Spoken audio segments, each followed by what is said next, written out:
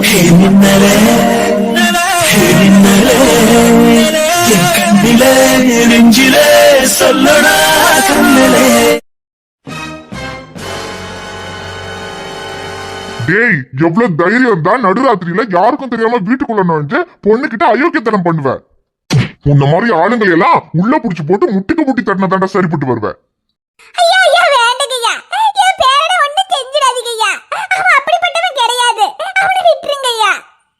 ஏமா, உங்க பேர அந்த மாதிரி கிடையாதுன்னா என்ன பெரிய யோகியனா? யோகியனுக்கு நடுராத்திரியில ஒரு பொண்ணு இருக்கிற வீட்டுக்குள்ள என்னமா வேலை? அதுவும் யாருக்கும் தெரியாம மொட்டை மாதிரி ஏறி குதிச்சு வீட்டுக்குள்ள போயிருக்கான். இவனையெல்லாம் உள்ள கொண்டு போய் முட்டிக்கு முட்டி தட்டாதான் இவன மாதிரி ஆளுங்களுக்கு எல்லாம் புத்தி வரும். நடராஜ் ஸ்டேஷனுக்கு. சார் ப்ளீஸ் சார், நாங்க சொல்றத கொஞ்சம் கேளுங்க. அவன் நைட்டு அந்த பொண்ணு வீட்டுக்கு போனது உண்மைதான். ஆனா அவங்க 2 பேரும் லவ் பண்றாங்க சார். அந்த பொண்ணோட சம்மதத்தோட தான் அவன் பார்க்க போனான். மத்தபடி அந்த பொண்ணு கிட்ட தப்பா நடத்துக்கிறதுக்கெல்லாம் அவன் போல சார். அந்த பொண்ணும் என் பேரனும் ஒருத்தர் விரும்புறாங்க. ஆனா அந்த பொண்ணுக்கு அவங்க வீட்டுல வேற பையனை பார்த்து கல்யாணத்துக்கு முடிவு பண்ணிட்டாங்க. அதனாலதான் என் பேரன் அந்த பிள்ளைய பார்க்க போனான். மத்தபடி வேற ஒன்று என் பேர மேல தப்பு கிடையாதுயா. சார், இவங்க சொல்றத நம்பாதீங்க சார். எங்க பொண்ணுக்கும் இதுக்கும் எந்த சம்பந்தமும் கிடையாது. ஆனா இந்த பொறுக்கி தான் என் பொண்ணை காதலிக்கிறேன்னு சொல்லி பின்னாலே சுத்திக்கிட்டு இருக்கான். நாங்களும் ஆரம்பத்துல இவங்கிட்ட எவ்வளவோ சொல்லி பார்த்தோம். ஆனா இவன் கேக்குற மாதிரி இல்ல. இவன் தொல்லை தாங்க முடியாம தான் எங்க பொண்ணுக்கு சீக்கிரமா கல்யாணம் ஏற்பாடே பண்ணது. ஆனா இப்போ கல்யாணம் பண்ண விடாம நிச்சயத்தனைக்கு வந்து பிரச்சனை பண்ணாங்க. அதுக்கப்புறமும் நிச்சயம் நடந்துருச்சுன்ற கோவத்துல என் பொண்ணு ராத்திரி வந்து பார்த்து என் பொண்ணுக்கு கெட்ட பேரை வர வச்சு இந்த கல்யாணத்தை நிறுத்துறதுக்கு திட்டம் போடுறாங்க. இவனை சும்மா விடாதீங்க சார். இவனை சும்மா விட்டீங்கன்னா என் பொண்ணு வாழ்க்கையே கெடுத்து குட்டிச்சவராக்கிடுவான். இவனை கொண்டு போய் ஸ்டேஷன்ல வச்சு நல்லா முட்டிக்கு முட்டி தட்டுங்க. அப்பதான் இவனுக்கு எல்லாம் புத்தி வரும். பண்ற அயக்குத்தனமே எல்லாம் பண்ணிட்டு இப்ப மாட்டிக்கிட்டதும் என் பொண்ணோட சம்மதத்தோட தான் பார்க்க வந்தேன்னு சொல்லி தப்பிக்க பாக்குறான். அவனை நம்பாதீங்க சார். அவன் ஸ்டேஷனுக்கு கூட்டிட்டு போங்க. சார், நான் நைட்டு யாருக்கும் தெரியாம அவளை பார்க்க போனது தப்பு தான். ஆனா அவங்க சொல்ற மாதிரி அவளோட விருப்பம் இல்லாமலாம் நான் அவளை பார்க்க போல. அவளும் என்ன லவ் பண்றா. அவளுக்கு இந்த கல்யாணத்துல விருப்பம் இல்ல. அவ என்னதான் விரும்புறா அதை பத்தி பேசுறதுக்காக தான் நான் அவளை பார்க்க போனேன். என்னமா இது? அவங்க ஒரு கதை சொல்றாங்க, நீங்க ஒரு கதை சொல்றீங்க. இதுல எதுதான் உண்மை? சார், நீங்க ஒரு டாக்டர் தானே? உங்க தங்கச்சி இந்த பையனை விரும்புறதா சொல்றாங்க. இந்த பையனை யாருன்னு உங்களுக்கு தெரியுமா? அவங்க சொல்ற மாதிரி இந்த பையனும் உங்க தங்கச்சியும் விரும்புறாங்களா? இல்ல இந்த அம்மா சொல்ற மாதிரி கல்யாணம் முடிவான உங்க தங்கச்சி கிட்ட இந்த பையன் தப்பானதுக்கு பார்த்தானா? இதுல எது உண்மை நீங்களே சொல்லுங்க. நீங்க சொல்றத வச்சுதான் இவன் மேல கேஸ போட்டு உள்ள தூக்கி போட்டுதான் வேண்டாமா நான் முடிவு பண்ணணும். சார், அதான் நான் சொல்லிக்கிட்டு இருக்கேன் சார். அவ என் பொண்ணு கிட்ட இந்த பொறுக்கி தப்பா நடந்துக்க பார்த்தான்னு எனக்கு தெரியும். நான் இந்த பையன் மேல கம்ப்ளைண்ட் கொடுக்கறேன். இவனை தூக்கி உள்ள போடுங்க சார். நீங்க கொஞ்சம் சும்மா இருங்கம்மா. சார், நான் உங்ககிட்ட தான் கேக்குறேன். இந்த பையனை உங்களுக்கு முன்னாலே தெரியுமா? இந்த பையனை உங்க தங்கச்சியை லவ் பண்றதா சொல்றாங்க. அது உண்மையா? இல்ல இந்த அம்மா சொல்ற மாதிரி உங்க தங்கச்சி கிட்ட இந்த பையன் பிரச்சனை பண்றானா? இந்த பையன் மேல கம்ப்ளைண்ட் கொடுக்கறதா இருந்தா கம்ப்ளைண்ட் கொடுங்க சார். நான் இவனை தூக்கி உள்ள போடுறேன். ஐயா வேண்டங்கய்யா, என் பேரனை ஜெயில்ல பிடிச்சு போட்றாதீங்க. அவன் பாவங்கய்யா, அவனை விட்டுருங்கய்யா. மணி கொஞ்சம் அமைதியா இருங்க. சார், நீங்க சொல்லுங்க சார், என்ன பண்ணணும்னு. எங்க வேண்டங்க, அவன் ஏதோ தெரியாம பண்ணிட்டான். அதான் ஐஷு அவனை லவ் பண்றாங்கன்னு உங்களுக்கு தெரியுமே. அவன் யாருக்கும் தெரியாம அவளை பார்க்க வந்தது தப்புதான். ஆனா அதுக்காக அவன் மேல கம்ப்ளைண்ட் எல்லாம் கொடுத்து ஜெயில போட்டுறாதீங்க. அவனை நீங்க திட்டுங்க, அடிங்க, என்ன வேணாலும் பண்ணுங்க. ஆனா போலீஸ் கம்ப்ளைண்ட் மட்டும் கொடுத்துறாதீங்க. சேட்டா, அவனை எதுவும் பண்ண வேண்டாம் சேட்டா. அவனை நான் தான் பார்க்க வர சொன்னேன். அவன் மேல எந்த தப்பும் இல்ல. அவனை போலீஸ்ல எல்லாம் புடிச்சு கொடுக்க வேண்டாம் சேட்டா. சார், என்ன சார் ஏதோ பேசாம நிக்கிறீங்க? உங்க அம்மா சொன்ன மாதிரி இந்த பையன் மேல கம்ப்ளைண்ட் ஃபைல் பண்ணி இவனை புடிச்சு உள்ள போட்டுட்டா வேண்டாமான்னு கேட்டேன். சார், அது அவன் வேற யாரும் இல்ல சார், என் மச்சான் தான். என்னது மச்சானா? அப்போ ஒரே குடும்பமா? என்னமா நீங்க என்னமா ரோட்ல போற எவனோ ஒருத்தர் ராத்திரியில வீட்டுக்குள்ள வந்த மாதிரி அவன் மேல கம்ப்ளைண்ட் கொடுக்கணும்னு சொல்லிக்கிட்டு இருந்தீங்க. இப்போ என்னடா இவர் மச்சான்னு சொல்லிக்கிட்டு இருக்காரு? சார், மச்சானா? கல்யாணம் நிச்சயமான பொண்ணுகிட்ட இப்படி தப்பா நடந்துக்க பார்த்தா சும்மா விட முடியுமா? குடும்பத்துக்குள்ளேயே பொறுக்கித்தனம் பண்றவன் இவன். இவன் புத்தி தெரிஞ்சுதான் என் பையன் அவனை வீட்டை விட்டு வெளியே அனுப்புனது. ஆனா வெளியே போய் திருந்தாம இப்ப நிச்சயமான என் பொண்ணுகிட்ட தப்பா நடந்துக்க பாக்குறான். இவன் எல்லாம் ஜெயில பிடிச்சு போட்டு நல்ல நாள் தட்டு தட்டினா இவனுக்கு எல்லாம் புத்தி வரும். இவன் பேர்ல நான் கம்ப்ளைண்ட் கொடுக்கறேன். இவனை பிடிச்சு ஜெயில போடுங்க சார். சார், உங்க அம்மா சொல்ற மாதிரி இவன் பேர்ல கம்ப்ளைண்ட் கொடுக்கறதா இருந்தா நான் இவனை ஸ்டேஷனுக்கு கூட்டிட்டு போறேன். நீங்க ஸ்டேஷன்ல வந்து ஒரு கம்ப்ளைண்ட் எழுதி கொடுங்க. இவனை உள்ள தள்ளி இவன் தோலை உரிச்சிடுறேன். சார், கம்ப்ளைண்ட் எல்லாம் வேண்டாம் சார். அவன்கிட்ட நான் பேசிக்கிறேன், நீங்க போங்க. ரொம்ப நன்றி மாப்பிள்ளை, உங்களுக்கு புண்ணியமா போகும். என் பேரனை விட்டுருங்க. சார், என்ன சார் விளையாடுறீங்களா? நீங்களே பேசிக்கிறதா இருந்தா அப்புறம் எதுக்கு சார் எனக்கு ஃபோன் பண்ணி வர சொன்னீங்க? அன்பு, நீ என்ன பேசுற? கம்ப்ளைண்ட் எல்லாம் வேணாம்னு சொல்லிக்கிட்டு இருக்க. நடு ராத்திரியில யாருக்கும் தெரியாம மொட்டை மாடி ஏறி குதிச்சு திருட மாதிரி நம்ம வீட்டு பொண்ணுகிட்ட வந்து தப்பா நடந்துக்க பாத்துருக்கான். அவனை சும்மா விடுறேன்னு சொல்லிக்கிட்டு இருக்க. உன் தங்கச்சி கிட்ட தப்பா நடந்துக்க பாத்துருக்கான் அன்பு. உன் பொண்டாட்டியோட தம்பிக்கிறதுக்காக அவனை சும்மா விட போறியா? இப்ப முடிஞ்சு அவனை சும்மா விட்டானே வச்சுக்கோ, இதுக்கு மேல இன்னும் பொறுக்கி தானே பண்ணுவான். சித்தி இல்ல சித்தி, என் மச்சாங்கிறதுக்காக அவனை நான் சும்மா விடணும்னு சொல்லல. இப்ப அவன் பேர்ல போலீஸ் கம்ப்ளைண்ட் எல்லாம் கொடுத்தா அதுல நம்ம ஐஷு பேரும் தான் சேர்ந்து வரும், அப்புறம் நம்ம வீட்டு பொண்ணு பேரும் தான் கெடும். அதனாலதான் வேண்டான்னு சொல்றேன். அதுக்கு நீ எப்படி அவனை சும்மா விட முடியும்? அன்னைக்கு நிச்சயத்துல வந்து பிரச்சனை பண்ணா, இப்ப ராத்திரி மொட்டை மாடி ஏறி குதிச்சு வந்து நம்ம பொண்ணு கிட்ட தப்பா நடந்துக்க பாக்குறான். இன்னும் இப்படியே விட்டோன்னு வச்சுக்க, கண்டிப்பா எதையாவது பண்ணி கல்யாணத்தை நிறுத்திடுவான். சித்தி அதெல்லாம் அவனால எதுவும் பண்ண முடியாது, அதை நான் பாத்துக்கிறேன். ஆனா இப்ப போலீஸ் கம்ப்ளைண்ட் எல்லாம் வேண்டாம், சொன்னா கேளுங்க. இல்ல அன்பு, இவ்வளவு நாள் சொன்னதை நான் கேட்டாச்சு. ஆனா இதுக்கப்புறம் என் பொண்ணு விஷயத்துல நீ சொல்றதை நான் கேட்கறதா இல்ல. அவ எங்க பொண்ணு? சித்தி என்ன சித்தி உங்க பொண்ணுங்கிறீங்க? அப்ப அவ ஏன் தங்கச்சி இல்லையா சித்தி? உன் தங்கச்சி நீ நினைச்சிருந்தா ராத்திரி அவன் யாருக்கும் தெரியாம வீட்டுக்குள்ள வந்திருக்கா, நீ இப்படிதான் அவனை சும்மா விடுறேன்னு சொல்லுவியா? இந்த விஷயத்துல நீ எதுவும் சொல்ல வேண்டாம் அன்பு. என்ன பண்ணணும்னு எனக்கு தெரியும். எங்க பொண்ணு வாழ்க்கையை நாங்க பாத்துக்கிறோம். ஜானகி நீ என்ன பேசுற? எங்க நீங்க கொஞ்சம் சும்மா இருங்க. அவனோட தங்கச்சியா இருந்திருந்தா அவன் இப்படிதான் என்ன நடந்தாலும் பரவாயில்லன்னு சும்மா இருப்பானா? இப்ப கூட பாருங்க, அவன் பொண்டாட்டியோட தம்பிக்கு தான் சப்போர்ட் பண்ணிக்கிட்டு இருக்கான். நம்ம பொண்ணு வாழ்க்கையை காப்பாத்தணும்னா அதுக்கு நம்ம தான் ஏதாவது பண்ணணும். சித்தி சத்தியமா என் பொண்டாட்டியோட தம்பிங்கிறதுக்காக நான் அவனுக்கு சப்போர்ட் பண்ணல. ஐஷுவை என்னைக்குமே நான் என் கூட பிறந்த தங்கச்சியா தான் நினைச்சிருக்கேன். அவ வாழ்க்கை நல்லா இருக்கணும்னு தான் நானும் ஆசைப்படுறேன். ஆனா நான் அவ வாழ்க்கையை பத்தி கவலைப்படாம என் மச்சனுக்கு சப்போர்ட் பண்றதா சொல்றீங்க. ஆனா சத்தியமா நான் அப்படி நினைக்கல சித்தி. ஒருவேளை உங்களுக்கு அப்படி தோணி இருந்தா என்ன மன்னிச்சிருங்க. இந்த விஷயத்துல நீங்க என்ன பண்ணணுமோ அதை பண்ணுங்க. நான் எதுலயுமே தலையிடல. என்ன மன்னிச்சிருங்க சித்தி. சார் இந்த விஷயத்துல சித்தி என்ன சொல்றாங்களோ அந்த மாதிரி பண்ணுங்க சார். அன்பு மடி ஷைலு அவனை போய் பாருமா. சரிங்க மாமா. சார் இவ ஏன் பொண்ணு, நான் சொல்றேன் சார். இந்த பொறுக்கி என் பொண்ணு கிட்ட தப்பா நடந்துக்கதா பார்த்தான். இவன் பேர்ல நான் கம்ப்ளைண்ட் கொடுக்கறேன். இவனை பிடிச்சி ஜெயில போடுங்க சார். சரிம்மா சொல்லிட்டீங்கல்ல, இவனை நான் ஸ்டேஷனுக்கு கூட்டிட்டு போறேன். நீங்க ஸ்டேஷனுக்கு வந்து ஒரு கம்ப்ளைண்ட் மட்டும் எழுதி கொடுங்க. இவனை உள்ள வச்சு முட்டிக்கு முட்டி தட்டி இதுக்கப்புறம் இப்படி ஒரு நினைப்பே உனக்கு வரவிடாம பண்றேன். நடரா ஸ்டேஷனுக்கு. ஐயா வேணுங்க ஐயா, உங்களை கை எடுத்து கூப்பிட்டு கேட்டுக்கிறேன். என் பேரனை ஒண்ணு செஞ்சிராதீங்க ஐயா, என் பேரனை விட்டுருங்க ஐயா. ஏய் என்ன பாத்துக்கிட்டே நிக்கிற? ஸ்டேஷனுக்கு நடன்னு சொன்னேன்.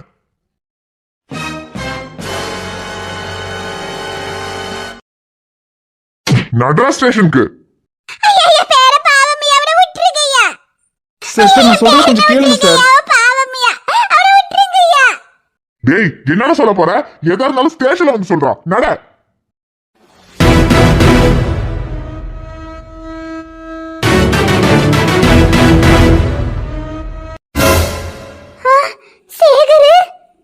சார் வணக்கம் சார். நீங்க எங்க சார் இங்க? இன்ஸ்பெக்டர் நீங்க யார் மேல கை வச்சிருக்கீங்கன்னு தெரியுமா? சார் அது ஒரு பொண்ணுகிட்ட தப்பா நடந்துக்க பார்த்தான்னு இவன் பேர்ல அவங்க வீட்டுல கம்ப்ளைண்ட் கொடுத்தாங்க சார். அதான். யாரு என்ன கம்ப்ளைண்ட் கொடுத்தாலும் யாரு என்னன்னு விசாரிக்காம அப்படியே பிடிச்சி உள்ள போட்டுருக்கீங்களா? இவன் என் மருமகன், என் தங்கச்சி பையன். ஐயோ சார் மன்னிச்சிருங்க சார். சத்தியமா இவர் உங்க மருமகன் எனக்கு தெரியாது சார்.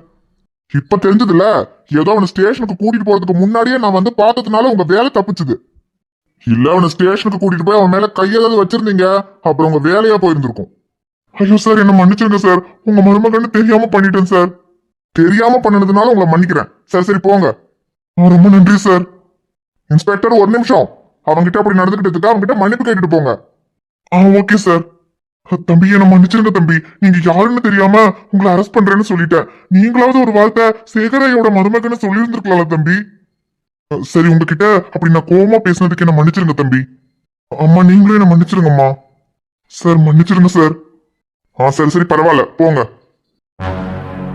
என்னம்மா அப்படி பாக்குறீங்க? உங்க புள்ள சேகரமா? இலே படுபாவி பயலே, வாழ்க்கையில உன் மூஞ்சில நம்மளே முழிக்கவே கூடாதுன்னு நினைச்சேன். ஆனா கடைசியில என் கண்ணு முன்னாலேயே வந்து நிக்கிறியல்லே. 20 வருஷத்துக்கு முன்னால ஆக்சிடென்ட்ல நீங்களாம் இறந்துட்டீங்கன்னு நான் அழாத நாள் இல்லம்மா. ஆனா இப்ப நீங்க உயிரோட தான் இருக்கீங்கன்னு பூஜா வந்து சொன்னதுக்கு அப்புறம் தான் எங்களுக்கு தெரிஞ்சது. நீங்க எல்லாரும் உயிரோட தான் இருக்கீங்கன்னு தெரிஞ்சதுக்கு அப்புறம் எனக்கு எவ்வளவு சந்தோஷமா இருந்துச்சு தெரியுமாம்மா. 20 வருஷம் உங்களை பார்க்காம தவிச்சேன். இதுக்கப்புறம் உங்களை பார்க்காம ஒரு நிமிஷம் கூட இருக்க கூடாதுன்னு தாமா உடனே கிளம்பி வந்துட்டேன். வாலே இப்படி வராம போவ. என் மகளுக்கும் மருமகனுக்கும் என் பேர பிள்ளைகளுக்கும் நீ பண்ண பாவத்துக்கு தண்டனை நீ அனுபவிச்சு தானே ஆகணும். அதுக்காகவாவது நீ எங்ககிட்ட வந்து தானே ஆகணும். சிவா என்னடா அப்படி பாக்குற? நான் தான்டா உன் தாய் மாமன். உன்னை திரும்ப பாப்பேன்னு நான் நினைச்சு கூட பாக்கலடா. ஆனா நான் உங்களை எப்ப பாப்பேன்னு தான் மாமா நினைச்சுக்கிட்டே இருந்தேன். கரெக்டா நீங்களே என்ன தேடி வந்துட்டீங்க. என்னடா சிவா எதுவும் பேச மாட்டேங்கிற? மாமா டேய் சிவா, என்ன மாமா நாடா கூப்பிட்ட? 22 வருஷத்துக்கு முன்னால நீ பேச்சு வந்ததும் என்ன மாமான்னு முதல் தடவை கூப்பிட்டப்போ எனக்கு எவ்வளவு சந்தோஷமா இருந்துச்சோ, இப்ப நீ என்ன மாமான்னு கூப்பிட்டதோ எனக்கு அவ்வளவு சந்தோஷமா இருக்குடா. நீங்களாம் உயிரோட தான் இருக்கீங்கன்னு தெரிஞ்சதுக்கு அப்புறம் தான் எனக்கு நிம்மதியா இருக்கு. என் தங்கச்சியும் என் மாப்பிள்ளையும் இறந்துட்டாங்கன்ற துக்கத்துல இருந்தே வெளியே வர முடியாம இருந்தப்பதான் என் அம்மா, என் மருமகன்னு நீங்க 3 பேரும் ஆக்சிடென்ட்ல இறந்துட்டீங்கன்னு கேள்விப்பட்டேன். அதை கேள்விப்பட்ட உடனே என் இதயமே வெடிச்சு போச்சுடா. அட பாவி பயலே, ஆக்சிடென்ட் பண்ண சொன்னது நீதானம்பளே. கொஞ்சம் கூட ஈவு இறக்க பார்க்காம, பெத்த தாயி பச்சை பிள்ளைகள்ட்ட கூட பார்க்காம எங்களை கொல்ல பார்த்துட்டு இப்போ எங்களுக்கு எதுவும் தெரியாதுங்கிறதுனால என்னமா வந்து நாடகம் ஆடிக்கிட்டு கிடக்க. உன்னோட இந்த அயோக்கியத்தனத்தை எல்லாம் அந்த கடவுள் கூட மன்னிக்க மாட்டாருல்லே. என் பேரை எப்படி மன்னிப்பான்? என் பேரன் கையால தாமலே உனக்கு இருக்கு. ஆனா சிவா, உங்களை திரும்ப உயிரோட பாப்பேன்னு நினைச்சு கூட பாக்கலடா. உங்களை பார்த்ததுல எனக்கு ரொம்ப சந்தோஷமா இருக்குடா. எனக்கும் உங்களை பார்த்ததுல ரொம்ப சந்தோஷமாமா. ஏன்னா இதுக்கப்புறம் தானே கச்சேரியே இருக்கு. தளபதி கச்சேரி மகனா மனமகனா வெறித்தனமா வைபா பண்ணாமா தளபதி லாஸ்ட். ஏய் சிவா, எனக்கு உன்னை பார்க்கும்போது இப்ப எப்படி இருக்கு தெரியுமா? 22 வருஷத்துக்கு முன்னால என் மாப்பிள்ளைய பார்த்த மாதிரியே இருக்குடா. மாதிரி எல்லாம் இல்லம்லே, என் மாப்பிளையோட மறு உருவம் தாமலே இவன். உனக்கு கொடுக்க வேண்டியதை என் மாப்பிளை கொடுக்காம போயிட்டாரு. ஆனா அவருக்கு பதிலா அவரோட புள்ள என் பேரை உனக்கு கொடுப்பாம்லே. யாரிவன் மத்தையாக நடந்து வரும் ஊரிவன். சினத்துக்கு பிறங்கிட்ட சிவனடா, அட இவனுக்கு இனதா எவனடா. இவனுக்கு இல்லடா கடிவாளம், இவன் வரலாற்ற மத்திடும் வருங்காலம். திரும்பும் திசையெல்லாம் இவன் இருப்பான், இவனுக்கு முன்னால எவன் இருப்பான். போடு அடிய போடு, போடு அடிய போடு. டங்கரு டங்கரு டங்கரு டங்கரு டங்கரு டங்கருன்னா போடு. டங்கரு டங்கரு டங்கரு டங்கரு டங்கரு டங்கருன்னா. ஷைலு, சித்தி என்ன சொன்னாங்கன்னு கேட்டியா? நான் என் தங்கச்சியோட வாழ்க்கையை பத்தி கூட கவலைப்படாம என் மச்சானுக்கு சப்போர்ட் பண்றேன்னு சொல்றாங்க. நான் அப்படியே ஷைலு பண்றேன். நான் உனக்காகவும் உன் தம்பிக்காகவும் யோசிச்சதை விட என் தங்கச்சி, என் சித்தி, சித்தப்பான்னு இவங்களுக்காக தானே ஷைலு யோசிச்சிருக்கேன். காதலிக்கும் போதும் சரி, கல்யாணத்துக்கு அப்புறமும் சரி, நீ என்கிட்ட கேட்டுக்கிட்டது ஒண்ணுதான், என் தம்பி எப்பவுமே என் கூட இருக்கணும்னு. ஆனா உன்னோட அந்த ஆசையை கூட நிறைவேற்றாம என் சித்தி என் தங்கச்சி கிட்ட அவன் பிரச்சனை பண்றான்னு சொன்ன உடனேயே எதை பத்தியும் யோசிக்காம, உன்னை பத்தி கூட யோசிக்காம உன்னை இங்க கூட்டிட்டு வந்தேன். அவன் என்ன பண்ணா, அவன் மேல தப்பு இருக்கா இல்லையான்னு கூட விசாரிக்காம போய் அவனை போட்டு அடிச்சேன். இதெல்லாம் நான் என் தங்கச்சியை பத்தி யோசிக்காம என் மச்சானுக்காக மட்டும் யோசிச்சிருந்தா நான் இப்படியெல்லாம் பண்ணிருப்பேனா ஷைலு? சொல்ல போனா என் தங்கச்சி எனக்கு எப்படியோ அப்படிதானே உனக்கும் உன் தம்பி. அவனுக்காக இப்போ வரைக்கும் நீ என்கிட்ட பேசிக்கிட்டு தானே இருக்க. ஆனா நான் அவனுக்காக கூட யோசிக்காம என் தங்கச்சி வாழ்க்கை நல்லா இருக்கணுங்கிறதுக்காக தான் இன்னும் நான் அவன் மேல கோவமா இருக்கேன். என் தங்கச்சி அவனை காதலிக்கிறான்னு தெரியற வரைக்கும் நான் அவன்கிட்ட எப்படியெல்லாம் பேசியிருப்பேன், அவனுக்கு எவ்வளவு அடிச்சிருப்பேன். அவனுக்காக நான் சப்போர்ட் பண்ணியிருந்தா நான் இப்படியெல்லாம் பண்ணியிருந்திருப்பேனா? இப்ப கூட என் தங்கச்சி அவனை லவ் பண்றான்னு தெரிஞ்சதுக்கு அப்புறமும் அவ வாழ்க்கை நல்லா இருக்கணும், அதுக்கு என்ன பண்ணணும்னு தான் நான் யோசிச்சுக்கிட்டு இருக்கேன். ஆனா சித்திக்கு அவனை பிடிக்காது. அவனுக்கு கல்யாணம் பண்ணி வைக்கிறதுல சித்திக்கு விருப்பம் இல்லைன்னு எனக்கு தெரியும். அவன் பொறுப்பு இல்லாம வேலை இல்லாம இருக்கிறதுனால எனக்கும் அவனுக்கு என் தங்கச்சியை கல்யாணம் பண்ணி வைக்க விருப்பம் இல்லதான். இப்ப கூட அவன் யாருக்கும் தெரியாம ராத்திரி என் தங்கச்சியை பார்க்க வந்திருக்கான்னு தெரிஞ்சப்போ எனக்கு அவன் மேல கோவம் வந்துச்சு. ஆனா இதுல அவன் மேல மட்டும் தப்பு இல்லையே, என் தங்கச்சி மேலேயும் தானே தப்பு. என்ன எதுன்னு பேசுறதுக்குள்ள சித்தி அவசரப்பட்டு போலீஸ்க்கு போன் பண்ணிருக்காங்க. அவனை போலீஸ்ல புடிச்சு கொடுக்கறது பெரிய விஷயம் இல்ல, ஆனா அவனை போலீஸ்ல புடிச்சு கொடுத்தா அதனால ஐஷோட பேரும் தானே கேடும். அதனாலதான் நான் போலீஸ் கம்ப்ளைண்ட் எல்லாம் வேண்டான்னு சொன்னேன். ஆனா சித்தி அதை புரிஞ்சுக்காம நான் ஏதோ என் மச்சனுக்கு சப்போர்ட் பண்ணி ஐஷோ பத்தி கவலைப்படாம பேசுறேன்னு சொல்றாங்க. சித்தி ஐஷு எங்க பொண்ணு வாழ்க்கையை நாங்க பாத்துக்கிறோம்னு சொன்னப்ப கூட எனக்கு வருத்தமா இல்ல ஷைலு. ஆனா ஐஷுவை நான் என் தங்கச்சியா நினைக்கல, அவ வாழ்க்கையை பத்தி நான் கவலைப்படலன்னு சொன்னாங்க பாரு, அதான் எனக்கு ரொம்ப கஷ்டமா இருக்கு.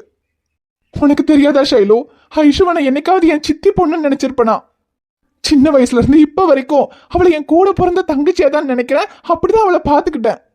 எனக்கு குடும்பம்னு சொல்லிக்கிறதுக்கு என் சித்தி, சித்தப்பா, ஐஷு இவங்க எல்லாம் விட்டா வேற யார் இருக்கா ஷைலு? சின்ன வயசுல இருந்து இப்ப வரைக்கும் எந்த இடத்துலயுமே சித்தியன்னு இப்படி பிரிச்சு பேசினது இல்ல.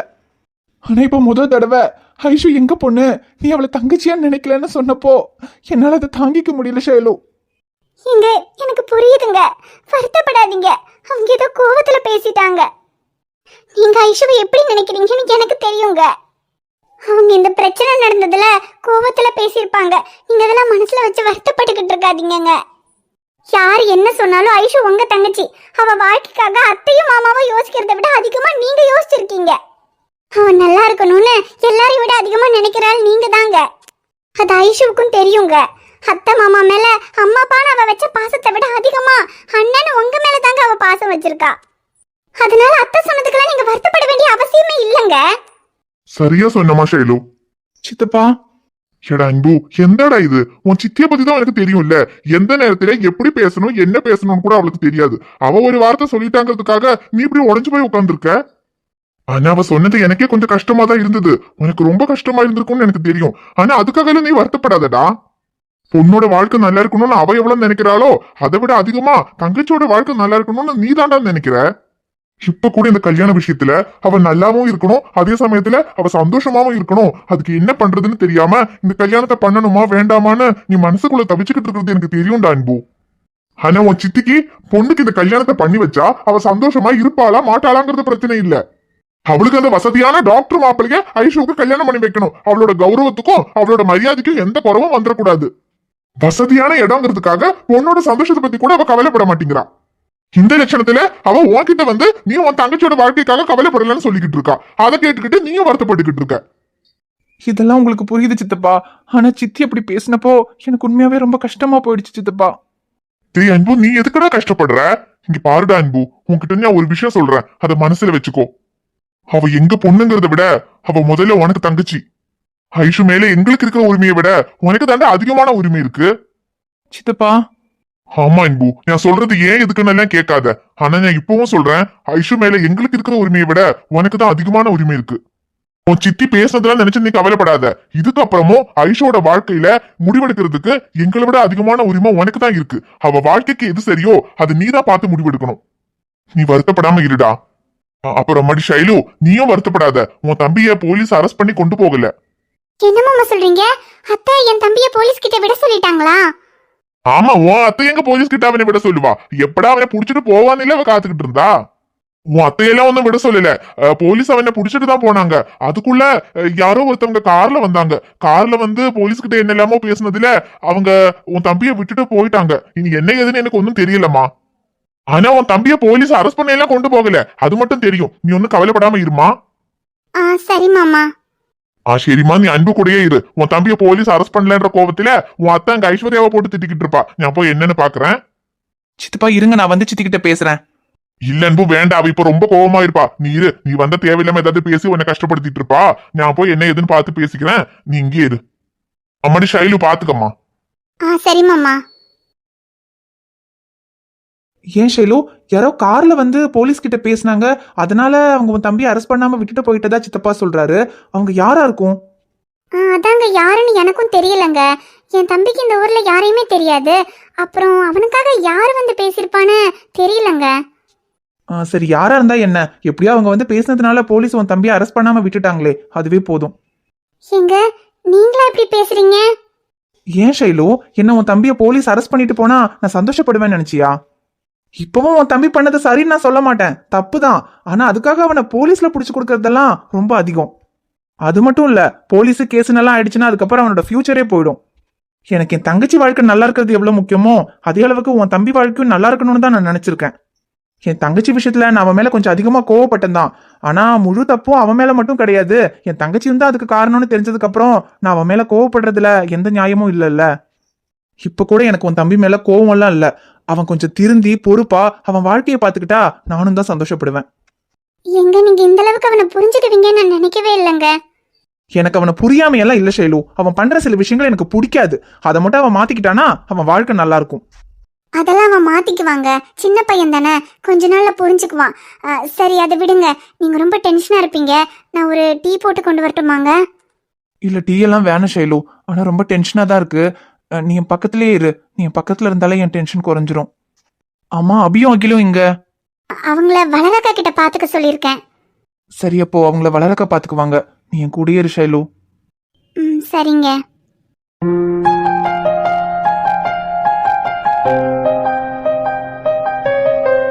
ஹாய் ஃப்ரெண்ட்ஸ், எல்லாரும் எப்படி இருக்கீங்க? நிச்சயமா நலமா இருப்பீங்கன்னு நம்புறோம். இந்த வீடியோ உங்களுக்கு பிடிச்சிருந்தா மறக்காம வீடியோவுக்கு லைக் பண்ணுங்க, கமெண்ட் பண்ணுங்க, ஷேர் பண்ணுங்க. சேனலை சப்ஸ்கிரைப் பண்ணாம பாத்துக்கிட்டு இருந்தீங்கன்னா மறக்காம சப்ஸ்கிரைப் பண்ணுங்க. பாப்பா உங்களை பார்க்க நாளைக்கு வருவேன். பை.